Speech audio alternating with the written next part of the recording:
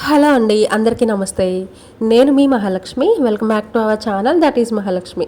అందరూ ఎలా ఉన్నారండి? నేనైతే చాలా బాగున్నాను. మీరందరూ కూడా బాగుండాలని మనస్ఫూర్తిగా కోరుకుంటున్నా. మీరు ఎలా ఉన్నారు, ఏం చేస్తున్నారు అనేది కామెంట్ చేయండి. అస్సలు కామెంట్ చేయడం మాత్రం మర్చిపోవద్దండి. చాలామంది చూస్తున్నారు కానీ కామెంట్ చేయట్లేదు, లైక్ చేయట్లేదు. మీరిచ్చే ఒక లైక్ వల్ల ఏం యూజ్ ఉంటుందో మీకు తెలియకపోవచ్చండి, బట్ మాకైతే చాలా బాగా యూజ్ అవుతుందన్నమాట. ఈ వీడియో ఇంకొంతమందికి రీచ్ అవ్వడానికి, ఇంకొంచెం ఎక్కువ వ్యూస్ రావడానికి అవకాశం ఉంటుంది.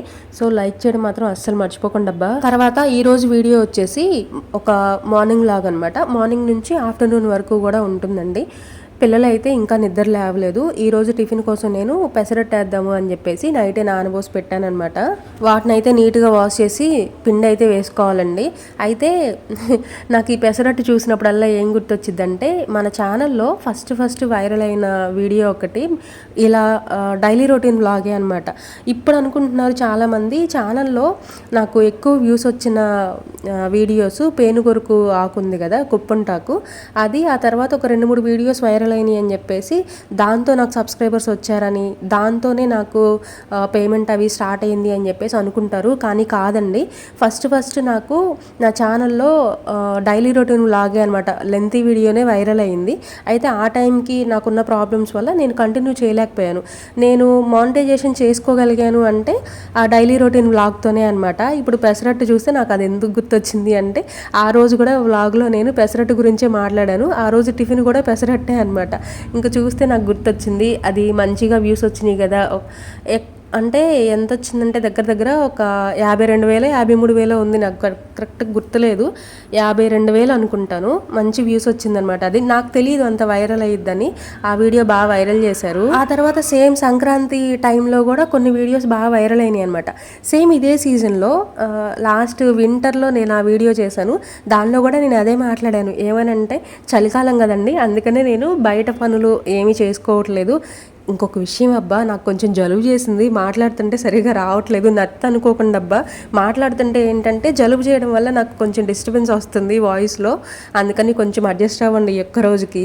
ఆ వీడియోలో నేను అదే చెప్పానమాట, బయట పనులు చెయ్యను, ఈ వింటర్ వచ్చింది అని అంటే ఫస్ట్ ఇంట్లో పనులన్నీ చేసుకున్న తర్వాత బయటకు వెళ్ళి మొత్తం నీట్గా ఊడ్చుకోవడం కానీ, కల్లాపు చిమ్ముకోవడం కానీ, ముగ్గులు వేసుకోవడం కానీ చేసుకుంటాను అని చెప్పేసి మాట్లాడుతూ ఉన్నాను ఆ వీడియోలో. అనుకోకుండా మంచిగా వైరల్ అయింది. నాకు మానిటైజేషన్ అవ్వడానికి హెల్ప్ అయిందనమాట అన్ని వ్యూస్ వచ్చేసరికి. అయితే అప్పట్లో నేనేమనుకునేదాన్నంటే, ఈ డైలీ రొటీన్ వ్లాగ్స్ కానీ, లైఫ్ స్టైల్ వ్లాగ్స్ కానీ ఇవన్నీ చూస్తుంటే, అంటే వైరల్ అయ్యింది, మానిటైజేషన్ అయ్యింది, నాకు హెల్ప్ అయ్యింది. కానీ నేను లేచాను, నేను పడుకున్నాను, నేను పనులు చేసుకున్నాను, ఇవన్నీ జనాలకు చూపించడం వల్ల యూజ్ ఏముంది, వాళ్ళకి యూజ్ అయ్యే కంటెంట్ ఏమైనా చేద్దాము అని చెప్పేసి నేనేంటంటే, మనకి డిష్ వాష్ పౌడర్ ఉంది కదా, అవి చేయడము, తర్వాత హోమ్ మేడ్ ప్రోడక్ట్స్ అండి, ధూప్ స్టిక్స్ అవి చేయడము, అంటే ఇవన్నీ కూడా జనాలకి యూజ్ అయ్యే కంటెంట్ కదా, ఇవి చేద్దాం. బాత్ పౌడర్ చేశాను, ఇవన్నీ చేద్దాము అన్న థాట్లో నేను ఛానల్ కంప్లీట్గా కంటెంట్ మార్చేశాను. అది నాకు మైనసే అయ్యింది. అంటే ఒకవేళ ఛానల్ ఓపెన్ చేసి చూస్తే ఉన్న వీడియోస్ అన్నీ కూడా ఏదో ఒకటి నేర్పించేలాగా ఉండాలి, మనకి హెల్ప్ అవ్వాలి అని అనిపించాలని చెప్పేసి నేను కొంచెం మంచి కంటెంట్ తీసుకొని చేద్దాము అని యూజ్ అయ్యే ఈ ప్రోడక్ట్స్, ఇవన్నీ హోమ్ మేడ్ ప్రోడక్ట్స్ అన్నీ చేయడం స్టార్ట్ చేశాను. బట్ నాకు అంత రీచ్ అయితే రాలేదండి. నాకు డైలీ రొటీన్ వ్లాగ్స్కే ఎక్కువ వ్యూస్ వస్తున్నాయి అనమాట ఆ టైంకి. ఇంకా తర్వాత మంత్లీ ఒక వీడియో పెట్టడం, తర్వాత 15 డేస్కి ఒక వీడియో పెట్టడం, అలా ఇర్రెగ్యులర్గా చేశాను. నాకు కూడా ఈ ఫోన్ ఇదంతా సపోర్ట్ చేయలేదులేండి. అయినా సరే నేనేం చెప్పాలనుకుంటున్నానంటే, ఒక ఛానల్లో ఒక వీడియో వైరల్ అయినప్పుడు అది ఏ కంటెంట్ అయితే వైరల్ చేశారో అదే కంటెంట్ని మనం కంటిన్యూ చేసుకుంటే మనకేమైనా యూజ్ ఉంటుంది. అంతేగాని కంటెంట్ మార్చేసి మనం వేరే ఆలోచనలు పెట్టేసుకొని ఇలా చేసాము అంటే ఛానల్ షెడ్కి వెళ్ళిపోయింది, నా ఛానల్ వెళ్ళినట్టు. ఎవరైనా కొత్తగా ఛానల్ స్టార్ట్ చేస్తున్నారు అని అంటే మీరు చేస్తే ఒక కంటెంట్ పక్కన పెట్టుకోండి, దానికోసమే వర్క్ చేయండి, అవే వీడియోస్ పెట్టండి. అప్పుడే సక్సెస్ రావడానికి కొంచెం ఛాన్స్ ఉంటుంది అనమాట. అంటే తొందరగా యూట్యూబ్లో సక్సెస్ అవడానికి ఛాన్స్ ఉంటుంది. రెగ్యులర్గా ఉండాలి, ఒకటే కంటెంట్ కంటెంట్ని మెయింటైన్ చేస్తూ ఉండాలి.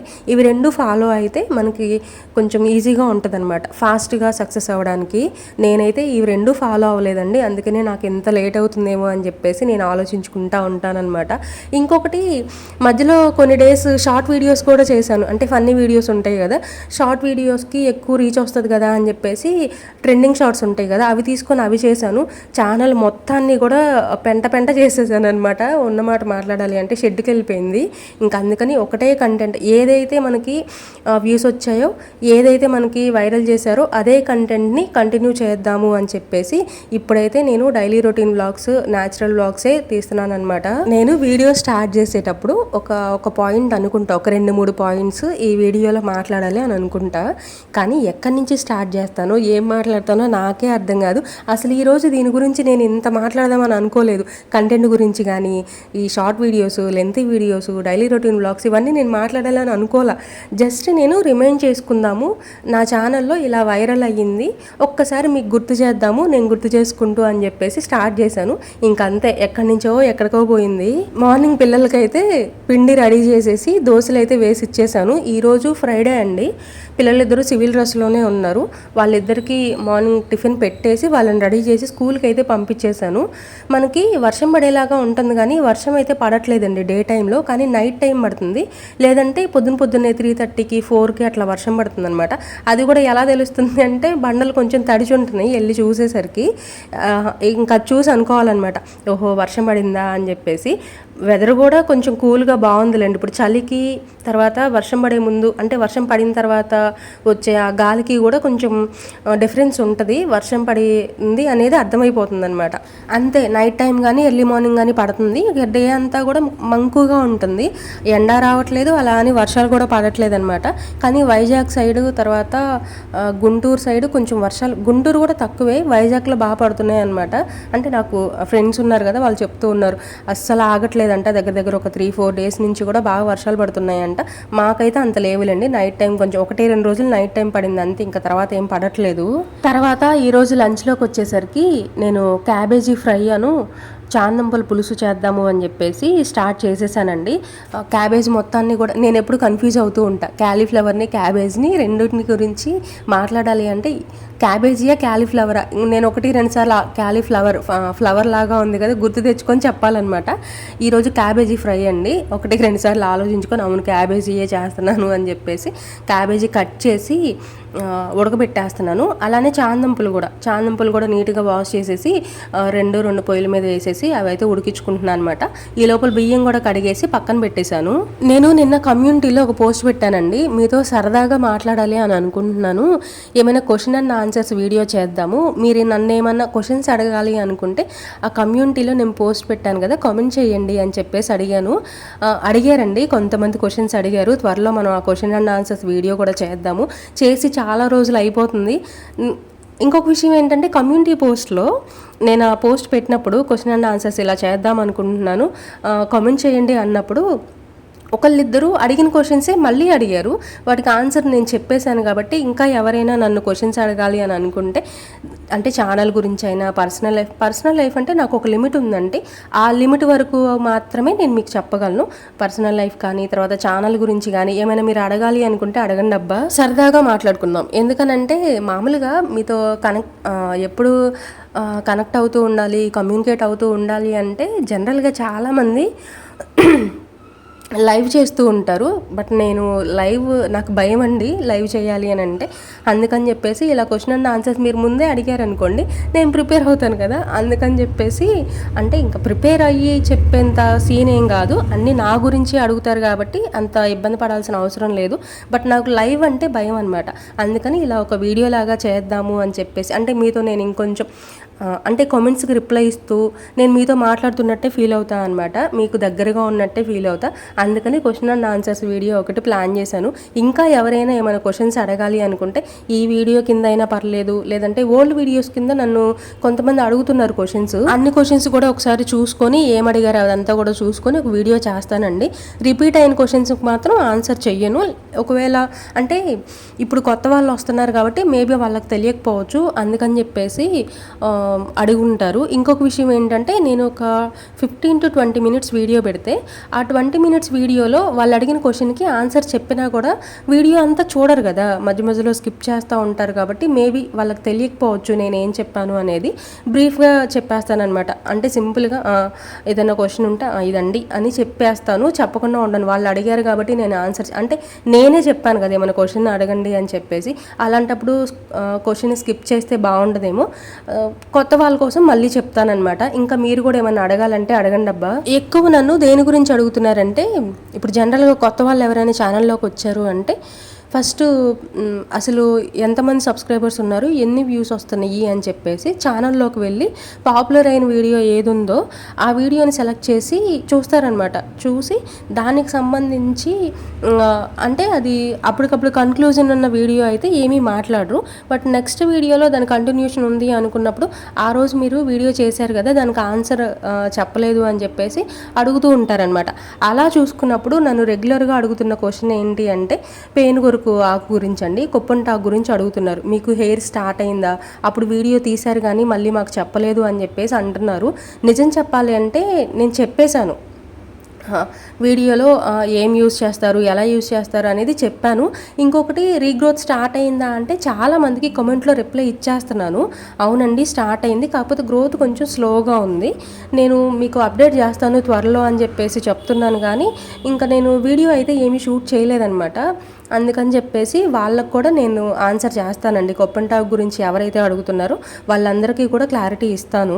వాళ్ళు ఛానల్లోకి వెళ్ళి వెతుక్కొని మరీ అడుగుతున్నారు కాబట్టి నేను ఆన్సర్ చేయాల్సిన రెస్పాన్సిబిలిటీ నాకు ఉంటుందండి. బట్ ఎందుకు ఇంత టైం తీసుకున్నాను అని అంటే చెప్పాను కదా గ్రోత్ కొంచెం స్లోగా ఉందన్నమాట. అందుకని చెప్పేసి ఇంత టైం తీసుకున్నాను. ఇప్పుడైతే కొంచెం గ్రోత్ వచ్చిందనమాట. రేపు ఇంకొక విషయం ఏంటంటే నేను మీకు ఇంతకు ముందు వీడియోలో చెప్పాను కదా, నేను మొక్కు ఒకటి ఉంది, గుండు చేయించుకోవాలా వద్దా అనేది నాకు అర్థం కావట్లేదు. తిరుపతి వెళ్ళే ప్రోగ్రామ్ ఒకటి ఉంది అని చెప్పేసి చెప్పాను కదా మీతో. అయితే ఇప్పుడు నేను ఒకవేళ మీకు అబద్ధం చెప్తే నేను రేపు ఎలాగో గుండు చేయించుకోవాలి కాబట్టి ఆ టైంలో మీ అందరికీ తెలిసిపోయిద్ది అనమాట. అంటే ఇప్పుడు నేను గుండు చేయించుకున్నాను కదా అని చెప్పేసి కెమెరా ముందుకు రాను అని చెప్పేసి నేను అలానే కూర్చోను కదా, వీడియోస్ అయితే కంటిన్యూ అవుతూ ఉంటాయి కాబట్టి నేను ఇంక దాచడానికి కూడా ఏమి ఉండదు. అందులోనూ నేను అంత కాన్ఫిడెంట్గా నాకు పక్కాగా రిజల్ట్ వచ్చింది అని చెప్పేసి మీకు చెప్పాను కదా. మీకు వీడియో కూడా నేను ప్రూఫ్ పెడతానన్నమాట. మీతో మాట్లాడుతూనే ఉన్నాను. వంట కూడా ఒక 50% అయితే అయిపోయిందండి. క్యాబేజీ ఉడకబెట్టేశాను, తాలింపు పెట్టేశాను, అన్నం అయితే ఇంకొక పక్కన స్టవ్ మీద పెట్టేశాను. ఇప్పుడు ఏంటంటే చాందుంపలు కూడా పులుసేద్దాము అని చెప్పేసి ఇవి ఓల్చుకోవడానికి ఎలాగో టైం పట్టింది కదా, ఈ లోపల అన్నం ఉడికిద్ది కదా అని చెప్పేసి అన్నం పెట్టేశానండి. నేను ఎక్కువ ఏమీ వండను, మాకు మధ్యాహ్నానికి నలుగురికి వస్తే సరిపోద్ది కాబట్టి ఒక గ్లాసే వేస్తానమాట. గ్లాస్ వేసి కొంచెం ఒక గుప్పిడి వేస్తాను, మాకు సరిపోద్ది. పిల్లలు ఎంత తింటారు, ఎక్కువేం తినరు కదా. మాకు కర్రీస్ అయితే ఉంటాయండి నైట్కి. నేను పెడితే రైస్ పెడతాను నైట్ టైము. పిల్లలు లేదు చపాతీ తింటామంటే చపాతీ చేస్తాను. ఒకవేళ చపాతీ కాకుండా వేరే ఏమన్నా టిఫిన్ చేసినా కూడా అంటే దోశలోకైనా ఈ పులుసు కానీ కర్రీ కానీ బాగుంటుంది. మేము కర్రీస్ చట్నీ ఉండాలని ఏమీ ఉండదండి. టిఫిన్ వేసినా కూడా మాకు కర్రీస్ ఉన్నా కూడా టిఫిన్లో నంచుకొని తినేస్తాం అనమాట, సేల్ చేసేస్తాం. కర్రీ అయితే వేస్ట్ అవ్వనివ్వం సాధ్యమైనంత వరకు. క్యాబేజీ తెచ్చి చాలా రోజులు అయిపోతుందండి, వండకపోతే పాడైపోద్ది అనమాట. అందుకని చెప్పేసి ఫ్రై చేస్తున్నా. అందుకనే టమాటాలు కూడా నేను వేయలేదు. టమాటాలు క్యాబేజీ రెండు కలిపి ఉండామంటే కూర కొంచెం ఎక్కువ అయింది.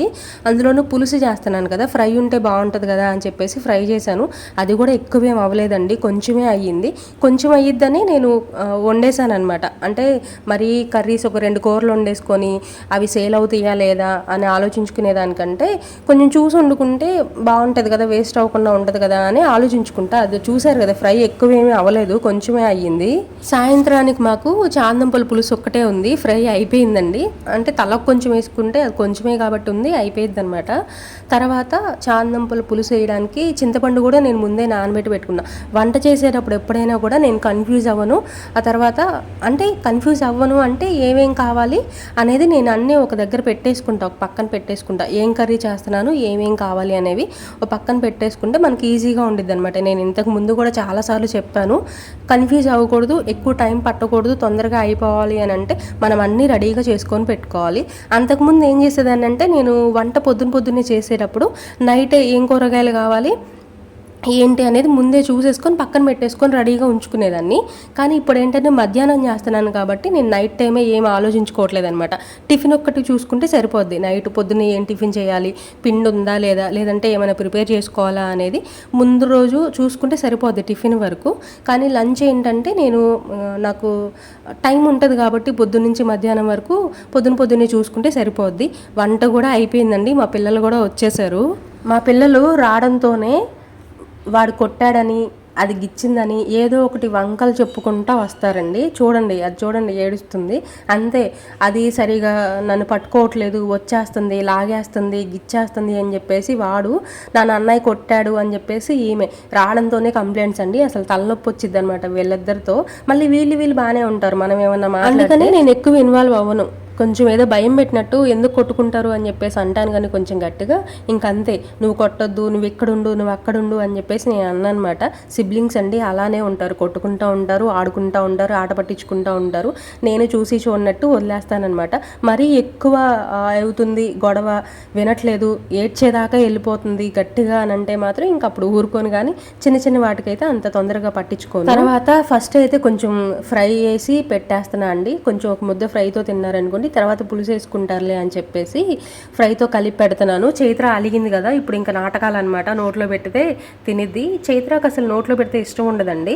7 months 8 months వచ్చినప్పటి నుంచి ఆమెకి సెల్ఫ్గా తినడమే అలవాటు. చిద్వికి స్కూల్లో జాయిన్ అయిన దాకా నేనే పెట్టానమాట. 3-4 years కూడా దగ్గరుండి వెంటబడి ఇది తినాలి అది తినాలని చెప్పేసి పెట్టాను. కానీ చైత్ర అలా కాదు, నాకు చాలా పని తగ్గిచ్చేసిందండి. 7 months కంప్లీట్ అయ్యాయి, కొంచెం కూర్చుంటారు కదా పిల్లలు ఆ టైంకి. అప్పటి నుంచే ప్లేట్లో అన్నం పెట్టేసి ఇచ్చామనుకోండి తినేస్తుంది. అస్సలు నోట్లో పెడితే అస్సలు ఇష్టం ఉండదు. ఇప్పటికీ అంతే, ఎప్పుడైనా మారం చేసినప్పుడు మాత్రమే పిల్లలిద్దరూ వంతులు పెట్టుకొని నోట్లో అన్నం పెట్టమంటారు, కానీ లేదంటే వాళ్ళే తినేస్తారు. జాగ్రత్త.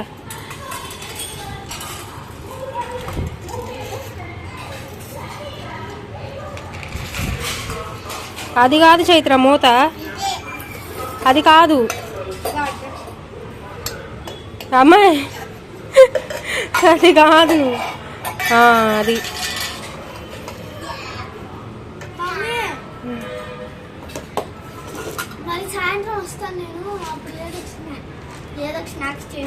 పిండి ఉందిగా, దోశ లేదంటే ఏదన్నా వేసిస్తాలే దెబ్బ రొట్టె, సరేనా? అరే రోజుకి ఎన్ని పెన్సిల్ రా, నాకు అర్థం కాదు.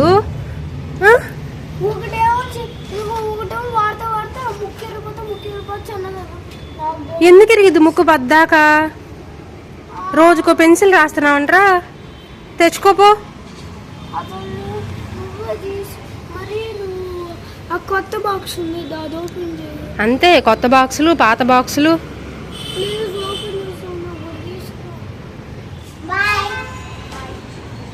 రోడ్డు మీద వెళ్ళేటప్పుడు చూసి వెళ్ళండి. పరిగెత్త మాకు చైత్ర, అన్నయ్య చేయి పట్టుకో, సరేనా? బాయ్.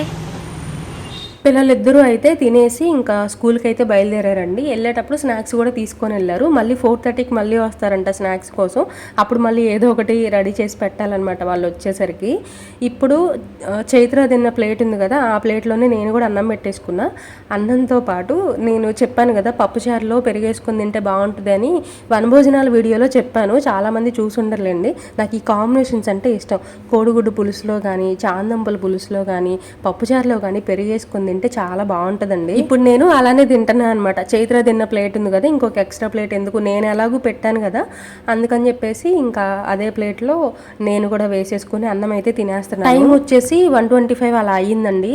ఈరోజు నేను మార్నింగ్ నుంచి టిఫిన్ కూడా చేయలేదు. నేను పని అంతా అయిన తర్వాత తిందాంలే, ఈ పని అయిన తర్వాత తిందాం, ఆ పని అయిన తర్వాత తిందాము అని చెప్పేసి అనుకుంటా ఉన్నాను. ఇంకా టైము 11:30 12 అట్లా అయిపోయింది.